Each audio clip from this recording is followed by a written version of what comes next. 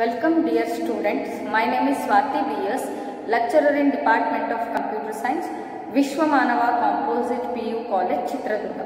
So in the last session, I given the details about the blueprint of first PUC syllabus, means I discussed both the theory syllabus and also the practical syllabus.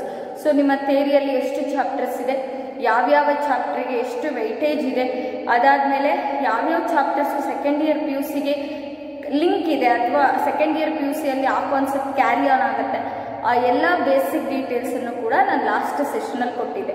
So along with that practical examination total ಎಷ್ಟು ಮಾರ್ಕ್ಸಿಗಿರುತ್ತೆ, ಅದರಲ್ಲಿ ಮಾರ್ಕ್ಸನ್ನು ಹೆಂಗೆ partition ಮಾಡಿದ್ದಾರೆ, so ಅದೆಲ್ಲದ್ರ ಬಗ್ಗೆ ಡೀಟೇಲ್ಸನ್ನು ನಾವು last ಕ್ಲಾಸಲ್ಲಿ discuss ಮಾಡಿದ್ದೀವಿ. So as we know your complete syllabus first PUC computer science ಸಿಲೆಬಸ್ಸನ್ನು 4 ಪಾರ್ಟ್ಸ್ ಆಗಿ 4 ಯೂನಿಟ್ಸ್ ಆಗಿ ಡಿವೈಡ್ ಮಾಡಿದ್ದಾರೆ. Unit A, unit B, unit C and unit D. So unit A is called fundamentals of computers, means we are going to study about the details about the computers, the basics of computers in that block. And unit B is about problem solving methodology, and unit C is programming in C++, and unit D is elementary concepts of word processing, electronic spreadsheet and web design. So I am going to handle the unit C, that is called as programming in C++. Right, before going to start the unit C, you can observe the two words here, programming in C++. ನಮಗೆ ಎರಡು word ಕಾಣಿಸ್ತಾ ಇದೆ, ಒಂದು programming ಅಂತ, ಇನ್ನೊಂದು C++ ಅಂತ. So let us understand the meaning of programming and what is that C++. Programming ಅಂದ್ರೆ ಏನು, ಆ C++ ಅನ್ನೋದು ಏನು ಅನ್ನೋದ್ರ ಬಗ್ಗೆ ಫಸ್ಟ್ ತಿಳ್ಕೊತಾ ಹೋಗೋಣ. So as we know, in the first chapter that is called fundamentals of computers ಅಲ್ಲಿ overview of computer system, first chapters ಅಲ್ಲಿ ನಾವು ಹೇಳ್ತೀವಿ the basic terms related to an computer. So the terms related to an computer are called hardware, and the second one is called software, and very important third one is called user. So these three terms are very important to understand every concept in computer system. ನೀವು computer ಅಲ್ಲಿ ಯಾವುದೇ concept ಅನ್ನು ಅರ್ಥ ಮಾಡ್ಕೋಬೇಕು ಅಂದ್ರೆ first ನಿಮಗೆ ಈ ಮೂರು ಬಗ್ಗೆ ಬೇಸಿಕ್ ನಾಲೆಡ್ಜ್ ಇರಬೇಕು. So as we no, hardware means the physical components of a computer that we can touch and feel. Those components are hardware components. Already ನಿಮಗೆ ಗೊತ್ತಿದೆ, ಫಸ್ಟ್ ಚಾಪ್ಟರ್ ಕೂಡ ಹೇಳಿದ್ದೀವಿ, we discussed about these three concepts in detail. So what do you mean by hardware? The physical components of a computer that we can touch and feel, those components are called hardware ಅಂತ ಕರಿತೀವಿ. For example, the monitor is a hardware component, and keyboard is a hardware component, and mouse is a hardware component, and CPU is a hardware component, etc. We have several examples. Scanner is a, printer is a, plotter is a, joystick is a. We are having several examples. In that, very important examples for the hardware are monitor, keyboard, mouse, CPU, etc. And when you consider the software, very important thing. So as we know, ಈ hardware ಅನ್ನ work ಮಾಡೋ ತರ ಈ ಹಾರ್ಡ್ವೇರ್ಗೆ instructions ಕೊಡೋದೇ software. Means software refers to a collection of instructions. Software refers to the collection of instructions. Those instructions are called programs. ಆ instructions ನಾವೇನಂತ ಹೇಳ್ತೀವಪ್ಪ, ಪ್ರೋಗ್ರಾಮ್ಸ್ ಅಂತ ಕರಿತೀವಿ. So collection of instructions, those instructions are called programs. So when you write the program by using particular language, ನೀವು ಒಂದು program ಅನ್ನ generate ಮಾಡಿದಾಗ, ಒಂದು ಪರ್ಟಿಕ್ಯುಲರ್ ಲ್ಯಾಂಗ್ವೇಜ್ ಅನ್ನ ಯೂಸ್ ಮಾಡಿಕೊಂಡು ಒಂದು ಪ್ರೋಗ್ರಾಮ್ ಅನ್ನ ಬರೆದಾಗ, then it will develop into software. ಆ ಪ್ರೋಗ್ರಾಮು ಪರ್ಫೆಕ್ಟ್ ಆಗಿ ಸರಿಯಾಗಿ ಇದ್ರೆ it is converted into has software. ಆ ಪ್ರೋಗ್ರಾಮ್ ಅನ್ನ ಯಾವ್ದಕ್ಕೆ ಚೇಂಜ್ ಮಾಡ್ತಾರೆ, ಸಾಫ್ಟ್ವೇರ್ ಆಗಿ ಚೇಂಜ್ ಮಾಡ್ತಾರೆ. ಅಂದ್ರೆ ಅರ್ಥ ಮಾಡ್ಕೋಬೇಕಿಲ್ಲಿ, ಒಂದು ಸಾಫ್ಟ್ವೇರ್ ನ ನೀವು ಡೆವಲಪ್ ಮಾಡಬೇಕು ಅಂತ ಅಂದರೆ it is compulsory to write the ಪ್ರೋಗ್ರಾಮ್ಸನ್ನು ಬರೀಲೇಬೇಕು.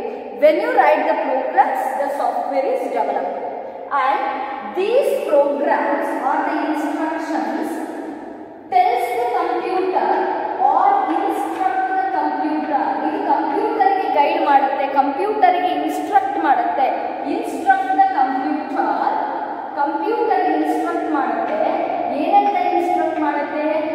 What task to be performed, what task to be performed, what task to be performed and how it should be performed, how it should be performed, how it should be performed. So this is the exact definition of software anta helabodu. Means is software ante it consists of collection of instructions. ಆ instructions ಅನ್ನು ನಾವೇನಂತ ಕರಿತೀವಿ? programs ಅಂತ ಕರಿತೀವಿ. ಆ programs, these programs will instruct the computer, ಕಂಪ್ಯೂಟರ್ಗೆ instruct ಮಾಡುತ್ತೆ. What that will instruct, what task to be performed, ಯಾವ ಕೆಲಸನ ಮಾಡಬೇಕು, and how it should be performed, ಆ ಕೆಲಸನ ಯಾವ ರೀತಿ ಮಾಡಬೇಕು. What task to be performed and how it should be performed ಅನ್ನೋದನ್ನ ಹಾರ್ಡ್ವೇರ್ಗೆ, ಕಂಪ್ಯೂಟರ್ಗೆ ಹೇಳ್ಕೊಡೋದೇ ಯಾವುದು? ಇನ್ಸ್ಟ್ರಕ್ಟ್ ಮಾಡೋದೇ ಯಾವುದು? ದಟ್ ಈಸ್ ಕಾಲ್ಡ್ ಸಾಫ್ಟ್ವೇರ್ ಅಂತ ಕರಿತೀವಿ. For example, when you consider your mobile phones, all of us are using the WhatsApp, right? ನಾವೆಲ್ಲರೂ ಕೂಡ ವಾಟ್ಸಪ್ ಅನ್ನ ಯೂಸ್ ಮಾಡ್ತಾ ಇದ್ದೀವಿ. So WhatsApp is an example for software, right? WhatsApp is an example for software, and in that we are having the 3 blocks. ನೀವು software app ಅನ್ನು open ಮಾಡಿದ ತಕ್ಷಣ ನಿಮಗೆ ಕಾಣಿಸುತ್ತೆ, ಫಸ್ಟ್ ಚಾಟ್ಸ್ ಅಂತ ಇರುತ್ತೆ, ಅದಾದ್ಮೇಲೆ ಸ್ಟೇಟಸ್ ಅಂತ ಇರುತ್ತೆ, ಅದಾದ್ಮೇಲೆ ಕಾಲ್ಸ್ ಅಂತ ಇರುತ್ತೆ, right? You all observe this. ನೀವು ವಾಟ್ಸ್ಆಪ್ ಆಪ್ ಅನ್ನು ಓಪನ್ ಮಾಡಿದ ತಕ್ಷಣ you can see all these 3. So chats, status and calls, all these softwares options perform their particular task. ಅಲ್ವಾ? ಚಾಟ್ಸ್ ಅಂದ್ರೆ ಅದರಲ್ಲೇ ಬೇರೆ ತರ ಕೆಲಸ ಇರುತ್ತೆ. Means we can send the videos, we can send the picture and we can text to our friends. ಅಂದ್ರೆ ಅಲ್ಲಿ chatting ಇರುತ್ತೆ. Means sending and receiving of the messages, audios and videos. Status means, as we know, our friends and our relatives uploaded some video or some thoughts, some images in their status, we can see those. And in case of calls, we can do voice calls and also the audio calls by using this WhatsApp application or WhatsApp software. You can see here, this particular software is doing some task. ಈ ಒಂದು WhatsApp ಅನ್ನೋ software ಅದರದ್ದೇ ಆದ ಕೆಲಸವನ್ನ ಮಾಡ್ತಾ ಇದೆ. ಆ ಕೆಲಸನ ಯಾವ ತರ ಮಾಡಬೇಕು, how it should be worked ಅನ್ನೋದನ್ನ ಮೊಬೈಲಿಗೆ, ಹಾರ್ಡ್ವೇರಿಗೆ ಇನ್ಸ್ಟ್ರಕ್ಟ್ ಮಾಡಲೇ ಯಾವುದು? Software. Hardware doesn't know anything. ಹಾರ್ಡ್ವೇರಿಗೆ ಏನು ಗೊತ್ತಿರಲ್ಲ. ಆ ಹಾರ್ಡ್ವೇರಿಗೆ ಯಾವ ರೀತಿ ವರ್ಕ್ ಮಾಡಬೇಕು, ಯಾವ ಸಾಫ್ಟ್ವೇರ್ನ ಹೆಂಗೆ ಅಡಾಪ್ಟ್ ಮಾಡ್ಕೋಬೇಕು ಅನ್ನೋದನ್ನ ಇನ್ಸ್ಟ್ರಕ್ಟ್ ಮಾಡೋದನ್ನೇ ನಾವು ಸಾಫ್ಟ್ವೇರ್ ಅಂತ ಕರಿತೀವಿ. So that it is clearly explained in the definition. Software refers to a set of instructions. Those instructions are called programs. These programs instruct the computer that what task to be performed and how it should be performed. And there are several examples for the software. Software ಗೆ ನಾವು ಎಷ್ಟೊಂದು examples ಅನ್ನು ನೋಡಬಹುದು. So example for softwares are web browsers, right? ನಾವೇನು internet access ಮಾಡೋದು web browsers ಅಂತ use ಮಾಡ್ತೀವಲ್ಲ, Google Chrome ಆಗಿರ್ಬೋದು, ಇಂಟರ್ನೆಟ್ ಎಕ್ಸ್ಪ್ಲೋರರ್ ಆಗಿರ್ಬೋದು, UC ಬ್ರೌಸರ್ಸ್ ಆಗಿರ್ಬೋದು. Those are all the examples for softwares. And MS Office, so one of the application which is widely used, so ನಾವು ತುಂಬಾ ಜಾಸ್ತಿ use ಮಾಡುವಂತ applications MS Office. So in this MS Office, MS Word ಇದೆ, MS PowerPoint ಇದೆ, MS Excel ಇದೆ, MS Access ಇದೆ. So we are having different applications in this. So it is a package of Microsoft applications, Microsoft Office ಅಂತ ಕರಿತೀವಿ. And as usual, YouTube is a software, so WhatsApp is a software, and we are having different softwares. ಎಷ್ಟೊಂದು ಸಾಫ್ಟ್ವೇರ್ಗಳಿವೆ. So those are all the examples for software. ನೀವು ಮೊಬೈಲಲ್ಲಿ use ಮಾಡುವ ಪ್ರತಿಯೊಂದು gaming applications ಕೂಡ ಏನು ಸಾಫ್ಟ್ವೇರ್ ಅಂತ ಕರಿತೀವಿ. So we are having different softwares. ನಾನು ಇಲ್ಲಿ ಕೆಲವೊಂದೆರಡು ಎಕ್ಸಾಂಪಲ್ಸ್ ಮಾತ್ರ ಕೊಟ್ಟಿದ್ದೀನಿ. So this is about the software. And ನಾವು I have the complete hardware set. ನನ್ನ ಹತ್ರ ಇವಾಗ ಒಂದು ಮಾನಿಟರ್ ಇದೆ, ಒಂದು ಕೀಬೋರ್ಡ್ ಇದೆ, ಮೌಸ್ ಇದೆ, CPU ಕೂಡ ಇದೆ. I have the complete hardware set and I also have the softwares in that. ಆ ಹಾರ್ಡ್ವೇರ್ ಒಳಗಡೆ ನಾನು ಸಾಫ್ಟ್ವೇರ್ಸನ್ನು ಕೂಡ ಇನ್ಸ್ಟಾಲ್ ಮಾಡ್ಕೊಂಡಿದ್ದೀನಿ. And we required the experienced person that is called as user. ಒಬ್ಬ ವ್ಯಕ್ತಿ ಬೇಕು ಆ ಕಂಪ್ಯೂಟರ್ ಜೊತೆ ಕೆಲಸ ಮಾಡಲಿಕ್ಕೆ. ಈಗ ಹಾರ್ಡ್ವೇರು ಇದೆ, ಹಾರ್ಡ್ವೇರ್ ಒಳಗಡೆ ಸಾಫ್ಟ್ವೇರ್ ಕೂಡ ಇನ್ಸ್ಟಾಲ್ ಆಗಿದೆ. There is a person who know about the computer. ಆ ಕಂಪ್ಯೂಟರ್ ಬಗ್ಗೆ ಗೊತ್ತಿರುವಂಥ ಒಬ್ಬ ವ್ಯಕ್ತಿ ಬೇಕು, who communicates with the computer and works with the computer. ಅವನೇನು ಮಾಡಬೇಕು? ಆ ಕಂಪ್ಯೂಟರ್ ಜೊತೆ ಕೆಲಸ ಮಾಡಬೇಕು, ಆ ಕಂಪ್ಯೂಟರ್ ಜೊತೆ ವರ್ಕ್ ಮಾಡಬೇಕು. That person is called user. ಅವ್ರನ್ನ ಏನಾಗಬೇಕಂತ ಕರಿತೀವಿ? ಯೂಸರ್ ಅಂತ ಕರಿತೀವಿ. What do you mean by user? The person are a people who interacts with the computer, who communicates with the computer. The person or a people who interacts with the computer. Interacts ಅಂತಾದ್ರೂ ಬರೀಬಹುದು, communicates ಅಂತಾದ್ರೂ ಬರೀಬಹುದು. Who interacts with the computer. So the person or a people who interact with the computer system is called as user. So clear with these three: hardware, software and user.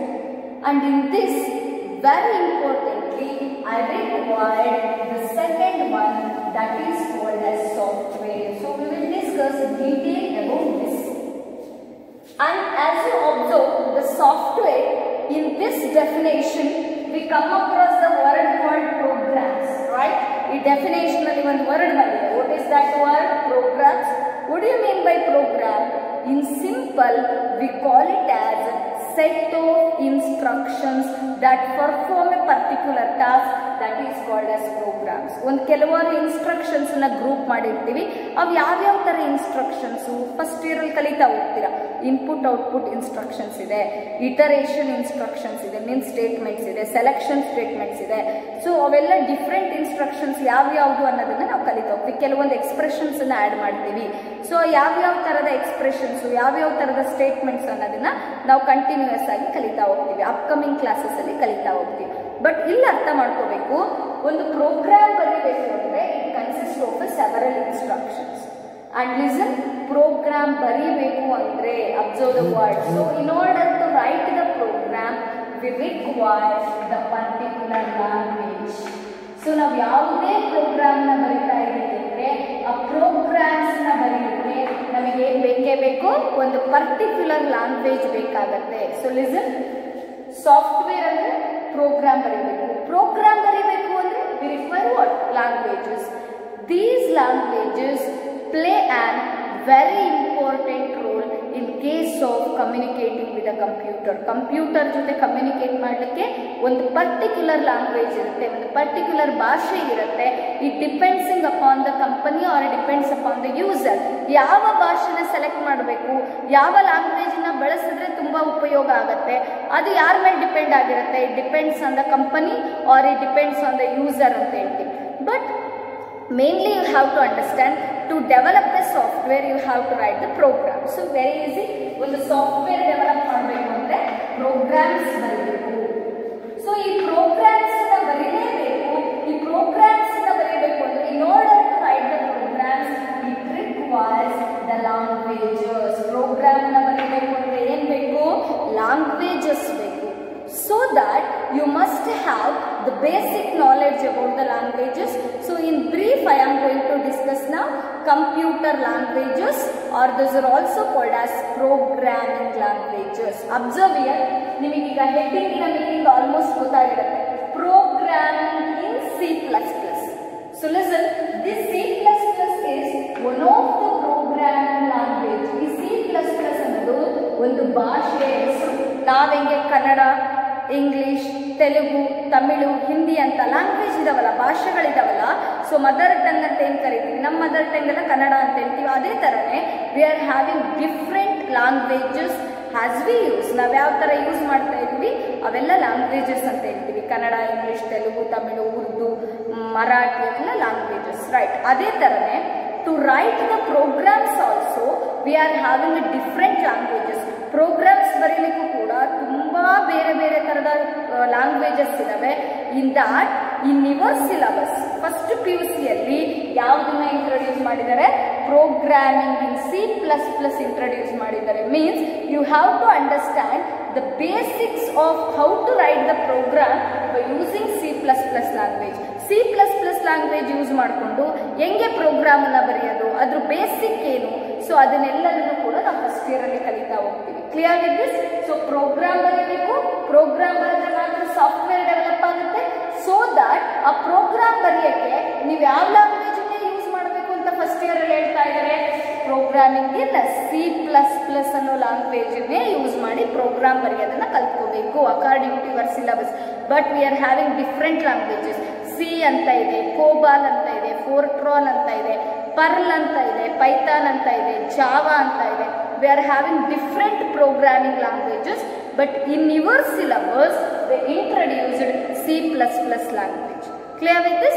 And we will move on to the basics of languages. You already know that basics of languages ನಿಮಗೆ ಗೊತ್ತಿದೆ, but I will brief that. ಅದನ್ನ ಸ್ವಲ್ಪ brief ಆಗಿ revise ಮಾಡೋಣ.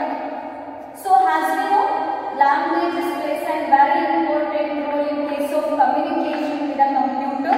So those languages are called computer languages, or those are also called as, so computer languages ಬಗ್ಗೆ discuss ಮಾಡೋಣ. So they are also called as programming languages. Programming languages. Right? When you consider the computer languages as the name indicates, the language used to communicate with the computer, the language used to work with the computer, those languages are called computer languages. And these computer language sometimes also called as programming languages. Computer languages na ಕೆಲವೊಂದ್ಸಲ ಏನಂತ ಹೇಳ್ತೀವಿ, programming languages ಅಂತ ಕೂಡ ಕರಿತೀವಿ. Or means the programming language is having a particular syntax. ನೀವು ಯಾವುದೇ programming language ತಗೊಳ್ಳಿ, ನಿಮಗೆ ಯಾವುದು ಇದೆಯಪ್ಪ? C++ ಇದೆ ನಿಮ್ಮ ಸಿಲೆಬಸ್ ಅಲ್ಲಿ.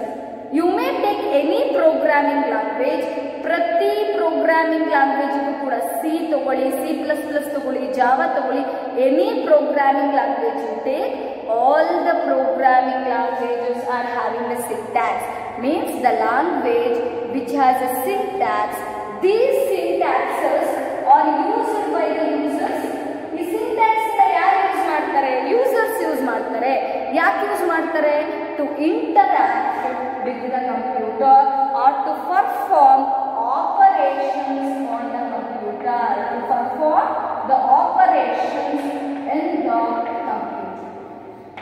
So clear? Illa ide ನೋಡಿ definition. Combine these words, you will get the definition. What do you mean by programming language? Programming language consists of a syntax. These syntaxes are used by the users to perform the operations on the computer.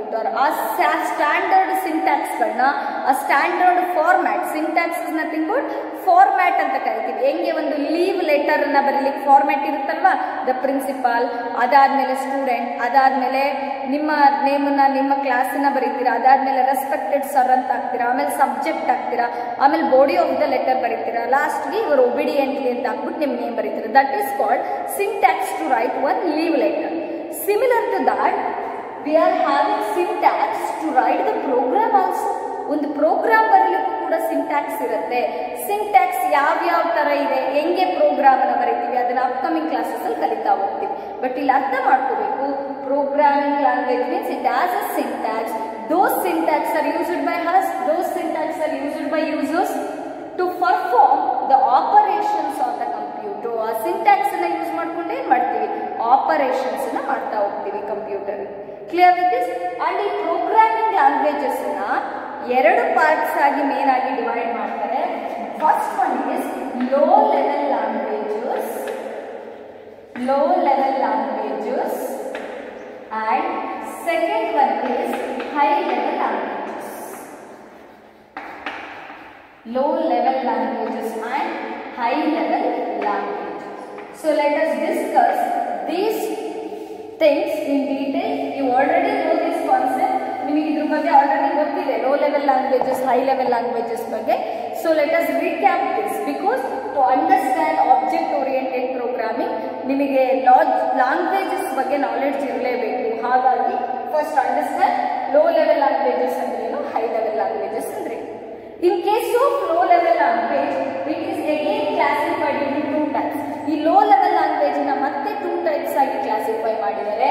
One of the language is machine level language. Machine level languages, and another one is assembly level languages. Machine level languages and assembly level languages. So listen, when I brief again ಹೋಗ್ತೀನಿ ಅಷ್ಟೇ. So low level languages are again classified into two types, machine level language and one more is assembly level languages. So what is machine level language? As the name indicates, machine level language. Is it computer is a machine? Computer on the machine? Yes. It is automatic electronic machine. Definition alle ide. Computer is a automatic electronic machine ಆಗಿರೋದ್ರಿಂದ ಈ language ಎಂತ language ಅಪ್ಪ? It is a machine level language. Means it is a language of a computer. ಈ language ನ ನಾವೇನಂತ ಹೇಳ್ತೀವಿ? Language of a computer ಅಂತ ಕರಿತೀವಿ. Because it is the only language understood by the computer. ಈ machine level language ಬಿಟ್ರೆ ಇನ್ನು ಉಳಿದಿರೋ ಎರಡು ಲ್ಯಾಂಗ್ವೇಜಸ್ ಕಂಪ್ಯೂಟರಿಗೆ ಅರ್ಥ ಆಗೋದಿಲ್ಲ. Computer does not understand assembly level language and high level language, so that machine level language is called language of computer ಅಂತ ಕರಿತೀವಿ.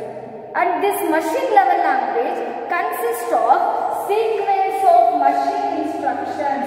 ಈ machine level language ಅಲ್ಲಿ ಏನಿರುತ್ತೆ ಅಂದ್ರೆ it consists of sequence of machine instructions. ಇಲ್ಲಿ ಬರ್ದಿರ್ತೀನಿ, MLL means machine level language. This machine level language consists of sequence of machine instructions. Sequence of machine instructions ಇರುತ್ತೆ ಇದರಲ್ಲಿ, right? So what do you mean by machine instruction? Sequence of machine instructions ಇರುತ್ತೆ, correct. ಹಾಗಾದ್ರೆ machine instructions ಅಂದ್ರೆ ಏನು? Machine instructions means this machine level language consists only two digits. Those are called zeros and ones. ಈ machine level language ಅಲ್ಲಿ ಎರಡೇ number use ಮಾಡೋದು, ಎರಡೇ digit use ಮಾಡೋದು. ಯಾವ ಎರಡು? zeros and ones ಅಂತ ಹೇಳ್ತೀವಿ. So if you consider any statement in the program, ನೀವೇನಾದ್ರೂ machine level language ಯೂಸ್ ಮಾಡಿ ಪ್ರೋಗ್ರಾಮ್ ಅನ್ನ ಬರೆದಿದ್ದೀರಾ ಅಂದ್ರೆ ಆ ಪ್ರೋಗ್ರಾಮ್ ಅಲ್ಲಿರುವ ಪ್ರತಿಯೊಂದು ಸ್ಟೇಟ್ಮೆಂಟ್ ಕೂಡ ಯಾವ ಲ್ಯಾಂಗ್ವೇಜ್ ಅಲ್ಲಿ ಇರುತ್ತೆ? machine level instructions ಇರುತ್ತೆ. and every statement consists of zeros and one. ಪ್ರತಿಯೊಂದು ಸ್ಟೇಟ್ಮೆಂಟ್ ಕೂಡ ಯಾವುದರಲ್ಲಿ ಇರುತ್ತೆ? zeros and ones ಅಲ್ಲಿ ಇರುತ್ತೆ. ಅರ್ಥ ಆಗ್ತಾ ಇದೆಯಲ್ಲ? For example, if you write like 0 0 0 0 0 0 0 0 0 0 0 0, so ಈ ತರ ಬಂದ್ರೆ ಇಟ್ ಇಂಡಿಕೇಟ್ಸ್ ಸ್ಟಾಪ್ ಅಂತ. ನೋಡಿ, it consist all the zeros. ಎಲ್ಲ zeros ಇದಾವೆ ಅಂದ್ರೆ ಅದೇನು ಇಂಡಿಕೇಟ್ ಮಾಡುತ್ತೆ? ಸ್ಟಾಪ್ ಅಂತ ಇಂಡಿಕೇಟ್ ಮಾಡುತ್ತೆ. and if you write any other thing, so 0 0 1 0 0 1 1 0 1 1 0 0, it has some function. ಈ ತರ ಬಂದ್ರೆ ಅದಕ್ಕೊಂದು ಮೀನಿಂಗ್ ಇರುತ್ತೆ, ಅದು ಕೂಡ ಒಂದು ಫಂಕ್ಷನ್ ಆಗಿರುತ್ತೆ. ಸೊ ಇದೇ ತರನೇ we are having different machine level instructions in the program. ನಾವು ಬರೆಯೋ ಪ್ರೋಗ್ರಾಮ್ ಅಲ್ಲಿ ಪ್ರತಿಯೊಂದು ಇನ್ಸ್ಟ್ರಕ್ಷನ್ಸ್ ಅಲ್ಲೂ ಕೂಡ zeros and ones ಮಾತ್ರ ಕಾಣಿಸುತ್ತೆ ನಮಗೆ. That's why this language is also called as binary language. ಅದಕ್ಕೆ ಈ ಲ್ಯಾಂಗ್ವೇಜ್ ಇನ್ನೊಂದು ಹೆಸರಿದೆ, ಏನಂತ ಕರಿತೀವಿ ಅದನ್ನ? ಬೈನರಿ ಲ್ಯಾಂಗ್ವೇಜ್ ಅಂತ ಹೇಳ್ತೀವಿ. The language which consist only two digits. ಯಾವ ಲ್ಯಾಂಗ್ವೇಜ್ ಅಲ್ಲಿ ಎರಡೋ ಡಿಜಿಟ್ ಇರ್ತಾವೋ ಅದೇ binary language. Bi means two. So bi ಅಂದ್ರೆ ಟೂ ಅಂತ, ಎರಡೇ ಡಿಜಿಟ್ ಇರಬೇಕು. What are the digit? zeros and ones. So it consist of only two digits in it is called as binary language ಅಂತ ಕರೀತೀವಿ. Clear with this? ಹಂಗಾದ್ರೆ which language is only understood by the computer? ಕಂಪ್ಯೂಟರಿಗೆ ಅರ್ಥ ಆಗುವ, understand ಆಗುವ ಭಾಷೆ ಅಂದ್ರೆ ಯಾವುದದು? ಬೈನರಿ ಲ್ಯಾಂಗ್ವೇಜ್ ಅಂತಾದ್ರೂ ಹೇಳ್ಬೋದು. It is also called as machine level language ಅಂತ ಕೂಡ ಹೇಳ್ಬೋದು. Clear with this? And brief ಆಗಿ ಅದ್ರದ್ದು ಅಡ್ವಾಂಟೇಜಸ್ ಡಿಸ್ಅಡ್ವಾಂಟೇಜಸ್ ಹೇಳಬೇಕು ಅಂದರೆ advantages of machine level languages it is directly typed and executed ಅಲ್ವಾ. ಇಲ್ಲಿ ಟ್ರಾನ್ಸ್ಲೇಷನ್ ಮಾಡೋ ಅವಶ್ಯಕತೆ ಇಲ್ಲ. ಯಾಕೆ? Because it is a language of computer it self.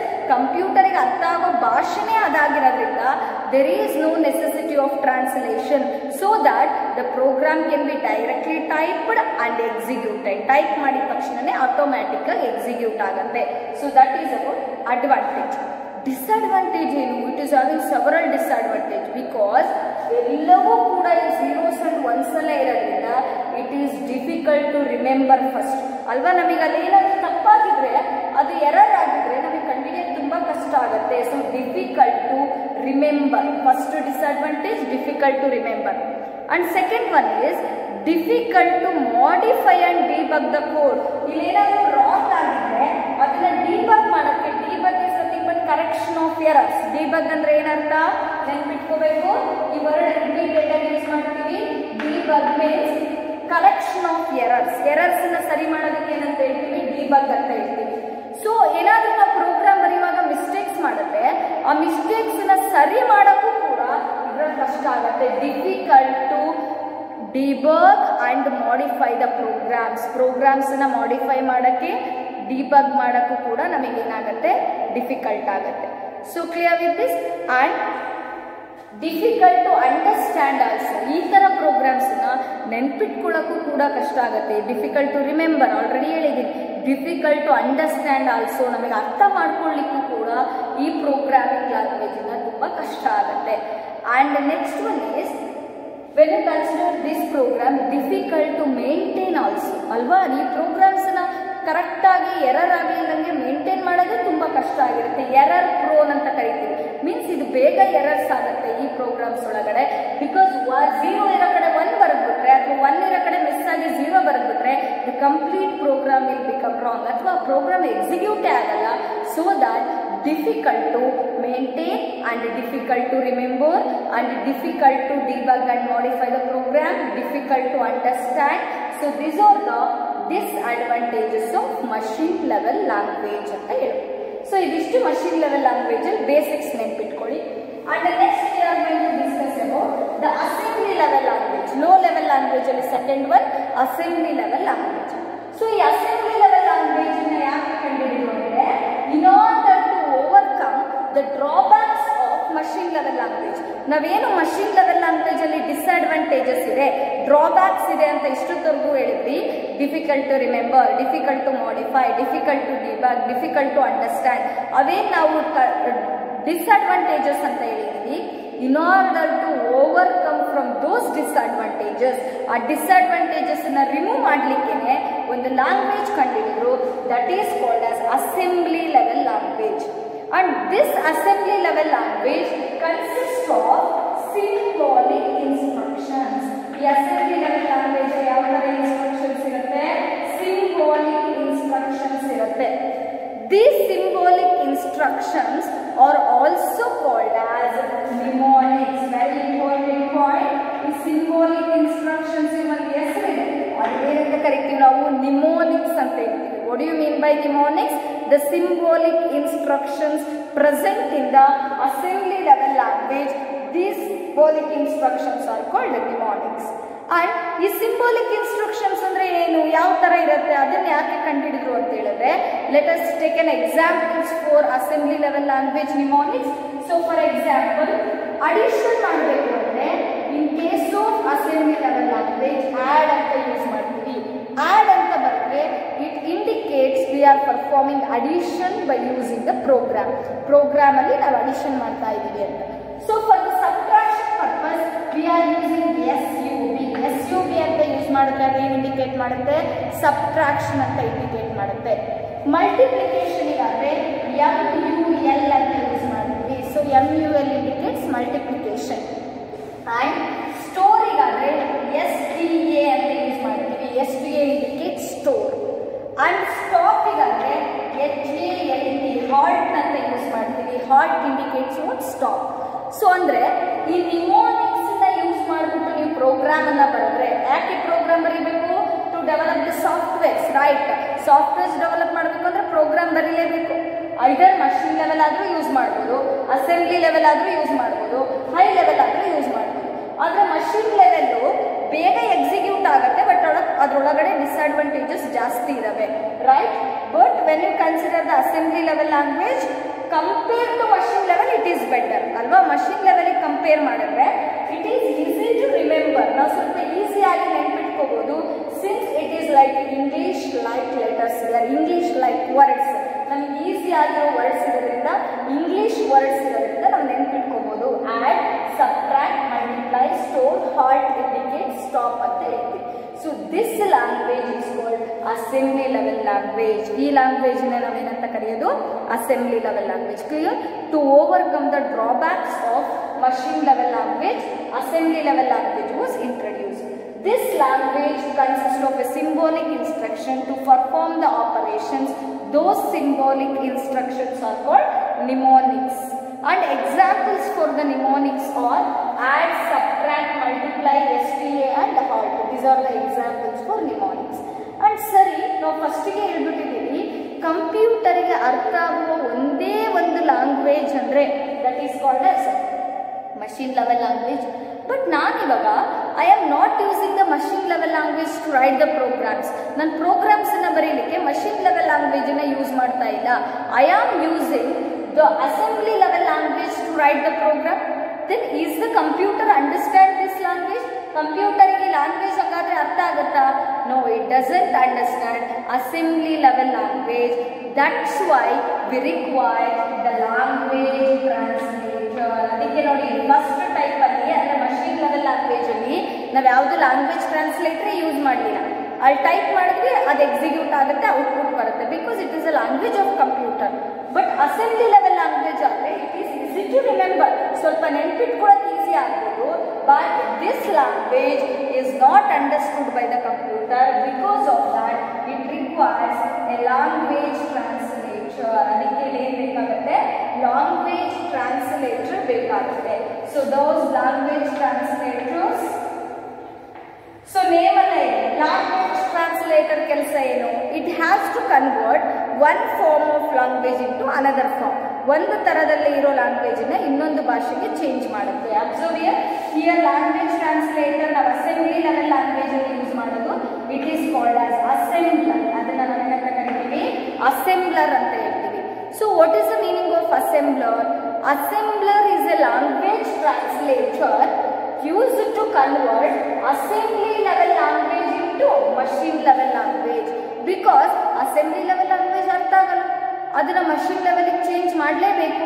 ಆ ಮಷಿನ್ ಲೆವೆಲ್ ಚೇಂಜ್ ಮಾಡಲಿಕ್ಕೆ ಒಂದು ಸಾಫ್ಟ್ವೇರ್ ಇದೆ, ದಟ್ ಈಸ್ ಕಾಲ್ಡ್ ಅಸೆಂಬ್ಲರ್. ಈ ಅಸೆಂಬ್ಲರ್ ಏನ್ ಮಾಡುತ್ತೆ? ಈ ಅಸೆಂಬ್ಲಿ ಲೆವೆಲ್ ಲ್ಯಾಂಗ್ವೇಜ್ ಅಲ್ಲಿ ನೀವು ಟೈಪ್ ಮಾಡಿರ್ತೀರಲ್ಲ program, the program typed by using assembly level language is converted into machine level language. ಅದನ್ನ ಮಷಿನ್ ಲೆವೆಲ್ ಲ್ಯಾಂಗ್ವೇಜ್ ಆಗಿ ಚೇಂಜ್ ಮಾಡುತ್ತೆ. ಆ ತರ ಕನ್ವರ್ಟ್ ಮಾಡದೆ ಯಾವುದು? Assembler. So right, this assembler is a language translator which converts assembly level language into machine level language. So next we are going to discuss about the high level languages. So when you consider the high level language, again the drawbacks of assembly level language was removed. So assembly level language allu kuda ಕೆಲವರು disadvantages ಇವೆ. advantages disadvantages ನಾವು ಹೇಳೋದಾದ್ರೆ, in assembly level language we are having the advantage called easy to remember and easy to modify and understand the program, easy to debug the errors. These are all called the advantages. And when you come to the disadvantages of assembly level language, this is called machine dependent language. Already ಇದನ್ನೆಲ್ಲ ನಾನು explain ಮಾಡಿದ್ದೀನಿ. So machine dependent language ಅಂತ ಹೇಳ್ತೀವಿ, means the program which is developed in one platform or one operating system is not supported by the another one. That is called one operating system ಇರೋ computer ಅಲ್ಲಿ ನೀವು program ಅನ್ನ ಬರೆದ್ರೆ ಅದು ಇನ್ನೊಂದು ಕಂಪ್ಯೂಟರ್ಗೆ ಹಾಕಿದಾಗ ಅದು ಸಪೋರ್ಟ್ ಆಗಲ್ಲ. ಅದನ್ನೇ ನಾವೇನಂತ ಕರಿತೀವಿ? ಮಷಿನ್ ಡಿಪೆಂಡೆಂಟ್ ಅಂತ ಹೇಳ್ತೀವಿ. And it requires more time when you compare to the machine level for the execution purpose, right? Because it requires a translator to convert assembly level language into machine level language. So those disadvantages are removed by using the high level language. This high level language consists of a language called English like characters. High level language consists of English like characters. This language is called high level language ಅಂತ ಕರಿತೀವಿ. As usual ನಾವು ಹೆಂಗೆ normal ಇಂಗ್ಲೀಷ್ನ ಮಾತಾಡ್ತೀವಿ, how we are speaking the English, similar to that we are using the statements in programs also. ಈಗ for example 2 ವೇರಿಯಬಲ್ಗೆ value ಕೊಡಬೇಕಾಗಿರುತ್ತೆ. Enter the value of A and B, enter the value for A and B. ಈ ಥರ normal ಇಂಗ್ಲೀಷಲ್ಲೇ ನಾವೇನು ಮಾಡ್ತಾ ಹೋಗ್ತೀವಿ, ಪ್ರೋಗ್ರಾಮ್ಸನ್ನು ಬರೀತಾ ಹೋಗ್ತೀವಿ. And that is about the high level language. And we have several programming languages for high level language. Example is C language, COBOL language, Fortran language, Perl language, Python language, and C++ language, Java language, C# language, and .NET language, and HTML language. It is called as hypertext markup language. So other than SQL language, these all languages come under high level. So ಇವೆಲ್ಲ languages ಕೂಡ ಯಾವುದ್ರೊಳಗೆ ಬರುತ್ತೆ, high level language ಅಲ್ಲೇ ಬರುತ್ತೆ. C, COBOL, Fortran, Perl, Python, C++, Java, .NET, HTML, etc. We are having several other languages also. And observe here, for your syllabus, we are going to discuss detail about the C++ language. ನಿಮ್ಮ ಸಿಲೆಬಸ್ಸಿಗೆ one of the high level language called as C++ ಅನ್ನೋ ಲ್ಯಾಂಗ್ವೇಜ್ನ introduce ಮಾಡಿದ್ದಾರೆ. ಇಲ್ಲಿ ಅರ್ಥ ಮಾಡ್ಕೋಬೇಕು, we are going to study completely about programming in C++. You can understand now this C++ is a language. What type of language it is? It is a high level language ಅಂತ ಹೇಳ್ತೀವಿ, because the programs are written by using English like words, English like characters. That's why it is called as high level language. Clear? C++ is one of the high level language. Means we are going to understand how to write the programs, what are the syntaxes for writing the programs by using which type of language? C++ language. It is a basic language for understanding Java and C# languages. ನೀವು C++ನ ನೀಟಾಗಿ ಅರ್ಥ ಮಾಡಿಕೊಂಡ್ರೆ, C++ language ಬಗ್ಗೆ ಕರೆಕ್ಟಾಗಿ basic ಅನ್ನು ತಗೊಂಡ್ರೆ, it will help you to learn the other programming languages in your higher studies. ನಿಮ್ಮ next higher ಸ್ಟಡೀಸಲ್ಲಿ ನೀವು ಬೇರೆ ಒಂದು ಲ್ಯಾಂಗ್ವೇಜಸ್ನ ಕಲಿಯುವಾಗ ಅಲ್ಲಿ ನಿಮಗೆ ಈ C++ ಏನಾಗುತ್ತೆ, ಹೆಲ್ಪ್ ಆಗುತ್ತೆ. It is a foundation for, it is a basic concept for Java and C# programming languages ಅಂತ ಹೇಳ್ತೀವಿ. Because of that, C++ is one of the very important programming language that is included in syllabus. You have to understand the basics of this C++ language in detail, and you must know this is one of the language come under high level languages. By using this programming language, we are going to write the programs. ಈ language ನ use ಮಾಡಿಕೊಂಡೆ ನಾವು programmes ನ ಬರಿತಾ ಹೋಗ್ತೀವಿ. ಯಾವ ತರ programmes ನ ಬರೆಯೋದು, ಸೊ ಅದ್ರ ಸಿಂಟ್ಯಾಕ್ಸ್ ಏನು, ಸ್ಟೇಟ್ಮೆಂಟ್ ಯಾವ ತರ ಇರುತ್ತೆ, ಅದರೊಳಗೆ ಯಾವ ತರ ನಾವು ಡಿವಿಷನ್ಸ್ ನ ಮಾಡ್ತೀವಿ, ಕ್ಲಾಸಿಫಿಕೇಶನ್ಸ್ ನ ಮಾಡ್ತೀವಿ, ಬೇಸಿಕ್ ಡೆಫಿನೇಷನ್ ಏನು, ಇದು ಯಾವ ತರ ಮೆಥಡ್ ಅನ್ನ ಫಾಲೋ ಮಾಡುತ್ತೆ. C++ ಅನ್ನೋ ಲ್ಯಾಂಗ್ವೇಜು ಯಾವ ಮೆಥಡಾಲಜಿನ ಫಾಲೋ ಮಾಡುತ್ತೆ ಅಂದರೆ 3 ಟೈಪ್ಸ್ ಆಫ್ ಪ್ರೋಗ್ರಾಮಿಂಗ್ ಇದೆ. Procedural programming, structured programming, object oriented programming. ಈ C++ ಲ್ಯಾಂಗ್ವೇಜ್ ಆ 3ರಲ್ಲಿ ಯಾವುದ್ರೊಳಗಡೆ ಬರುತ್ತೆ, ಅದರಲ್ಲಿ ಬರುವಂಥ ಕ್ಯಾರೆಕ್ಟರಿಸ್ಟಿಕ್ಸ್ ಏನು, ಅಡ್ವಾಂಟೇಜಸ್ ಏನು, ಡಿಸ್ಅಡ್ವಾಂಟೇಜಸ್ ಏನು, that we are all going to discuss in further classes. So here you have to understand the basic of this and meaning of programming in C++. And ಈ C++ ಅನ್ನೋ language ಈ OOPS ಅನ್ನೋ concept ಬರುತ್ತೆ. ಅದಕ್ಕೆ ನೋಡಿ ನಾವು ಬರ್ದಿದ್ದೀವಿ programming in C++ ಒಳಗಡೆ ಫಸ್ಟ್ ಚಾಪ್ಟರ್ ಯಾವುದಪ್ಪ, ಆಬ್ಜೆಕ್ಟ್ ಓರಿಯೆಂಟೆಡ್ ಕಾನ್ಸೆಪ್ಟ್. ಸೊ ನಾನು ಹೇಳಿದೆ ಪ್ರೊಸೀಜರಲ್ ಪ್ರೋಗ್ರಾಮಿಂಗ್ ಇದೆ, ಸ್ಟ್ರಕ್ಚರ್ಡ್ ಪ್ರೋಗ್ರಾಮಿಂಗ್ ಇದೆ, ಆಬ್ಜೆಕ್ಟ್ ಓರಿಯೆಂಟೆಡ್ ಪ್ರೋಗ್ರಾಮಿಂಗ್ ಮೆಥಡ್ ಇದೆ. ನಾವು C++ನ ಕಲಿತಾ ಇದ್ದೀವಿ ಅಂದರೆ this C++ language follows object oriented programming methodology. ಇದು ಊಪ್ಸ್ ಅನ್ನೋ ಮೆಥಡಾಲಜಿ ಇದೆ, ಇದನ್ನ ಶಾರ್ಟ್ ಆಗಿ ನಾವು ಊಪ್ಸ್ ಅಂತ ಕರಿತೀವಿ. ಸೊ ಆಬ್ಜೆಕ್ಟ್ ಓರಿಯೆಂಟೆಡ್ ಪ್ರೋಗ್ರಾಮಿಂಗ್ ಮೆಥಡಾಲಜಿನ ಫಾಲೋ ಮಾಡುತ್ತೆ. ಆಬ್ಜೆಕ್ಟ್ ಓರಿಯೆಂಟೆಡ್ ಪ್ರೋಗ್ರಾಮಿಂಗ್ ಅಂದರೆ ಏನು, ಅದ್ರದ್ದು ಕ್ಯಾರೆಕ್ಟರಿಸ್ಟಿಕ್ಸ್ ಏನು, ಅದ್ರದ್ದು ಫೀಚರ್ಸ್ ಏನು ಅನ್ನೋದನ್ನ chapter number 6 object oriented concepts ಅಲ್ಲಿ ಕಲಿತಾ ಹೋಗ್ತೀವಿ. And when you come back to a high level language, advantages, disadvantages, high level language ಏನು, advantages, it is as usual easy to remember, English like words ಇರೋದ್ರಿಂದ ಈಸಿಯಾಗಿ ನೆನ್ಪಿಟ್ಕೋಬಹುದು, easy to understand, easy to debug and modify the programs, right, easy to debug and modify the programs and easy to write the programs. ನಾವು high level language use ಮಾಡಿ ಈಸಿಯಾಗಿ programmes ಕೂಡ ಬರೀಬಹುದು. And one of the disadvantage is it also not understood by the computer.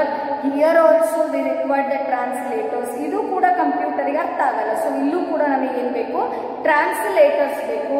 Those translators are called compiler and interpreters. ಆ translator assembler ಅಲ್ಲಾದ್ರೆ assembly level language ಅಲ್ಲಾದ್ರೆ assembler ಅಂತ translator ಇದೆ. ಅದೇ high level language ಅಲ್ಲಾದ್ರೆ ಎರಡು translator use ಮಾಡ್ತೀವಿ, ಒಂದು compiler ಅಂತ, ಇನ್ನೊಂದು ಇಂಟರ್ಪ್ರಿಟರ್ ಅಂತ.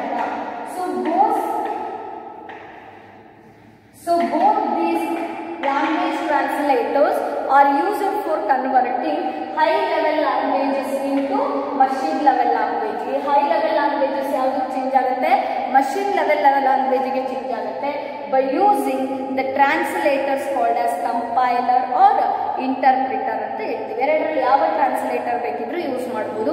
But there is a difference, ಕಂಪೈಲರ್ಗೂ ಇಂಟರ್ಪ್ರಿಟರ್ಗೂ ಡಿಫ್ರೆನ್ಸ್ ಇದೆ. Remember the name here. These two are the translators used for converting high level language to machine level language. This is one of the disadvantage. So ಈ high level ಲ್ಯಾಂಗ್ವೇಜ್ನ ನಾವು ಈಸಿಯಾಗಿ ಅರ್ಥ ಮಾಡ್ಕೋಬಹುದು, ಈಸಿಯಾಗಿ ಬರೀಬಹುದು, ಕರೆಕ್ಟು.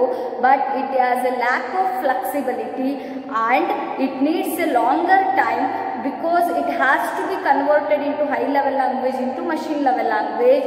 ಹಾಗಾಗಿ ಇದಕ್ಕೆ ಸ್ವಲ್ಪ ಜಾಸ್ತಿ ಟೈಮ್ ಬೇಕಾಗುತ್ತೆ and it requires more memory also. ನಾವು ಮಷೀನ್ ಲೆವೆಲ್ಗೆ ಅಸೆಂಬ್ಲಿ ಲೆವೆಲ್ಗೆ ಕಂಪೇರ್ ಮಾಡಿದ್ರೆ ಹೈ ಲೆವೆಲ್ ಲ್ಯಾಂಗ್ವೇಜ್ಗೆ ತುಂಬ ಮೆಮೊರಿ ಬೇಕಾಗುತ್ತೆ. Because of that this language is called less efficient. ಅದಕ್ಕೋಸ್ಕರನೇ ಈ ಲ್ಯಾಂಗ್ವೇಜ್ನ ಏನಂತ ಕರಿತೀವಿ ನಾವು, ಲೆಸ್ ಎಫಿಷಿಯೆಂಟ್ ಅಂತ ಹೇಳ್ತೀವಿ. So this is about the today's class. Already you know about this, ಇದು ಆಲ್ರೆಡಿ ನಿಮಗೆ ಗೊತ್ತಿದೆ ಈ ಕಾನ್ಸೆಪ್ಟ್ ಬಗ್ಗೆ. Once again we recap this concept because to understand this meaning. Programming in C++ means to write a program by using C++ language. ಸರಿ, program ಯಾಕೆ ಬರೀಬೇಕು? To develop the software. Program ಬರೀಬೇಕು ಅಂದರೆ we require a particular language. ನಿಮ್ಮ syllabus ಅಲ್ಲಿ ನಾವು ಕಲಿಯುವಂಥ language ಯಾವುದು? C++. ಈ C++ ಅನ್ನೋ ಲ್ಯಾಂಗ್ವೇಜು ಯಾವ type of language? It is one of the high level language. So clear in this. This is about the today's class. Write key notes for this concept. So ಈ ಕಾನ್ಸೆಪ್ಟಿಗೆ ನಾನು assignment questions ಅನ್ನ ಕೊಟ್ಟಿಲ್ಲ. ನೀವು ಇದನ್ನೆಲ್ಲ ಒಂದು note book ಅಲ್ಲಿ key notes ಬರ್ಕೊಂಡು, ಅಂದ್ರೆ ನಾನು ಏನು ಬರ್ದಿದ್ದೀನಿ ಕ್ಲಾಸ್ ಕೇಳುವಾಗನೇ ಆ ಪಾಯಿಂಟ್ಸ್ ನ ಬರ್ಕೋಬೇಕು. ನೀವು ಬರ್ಕೊಂಡ್ಬಿಟ್ಟು you have to send it to first PUC individual groups. ನಿಮಗೊಂದು ಸಪ್ರೇಟ್ ಗ್ರೂಪ್ ಮಾಡ್ತೀವಿ, ಆ ಗ್ರೂಪಿಗೆ ಕರೆಕ್ಟಾಗಿ ಸೆಂಡ್ ಮಾಡಬೇಕು. So thank you all.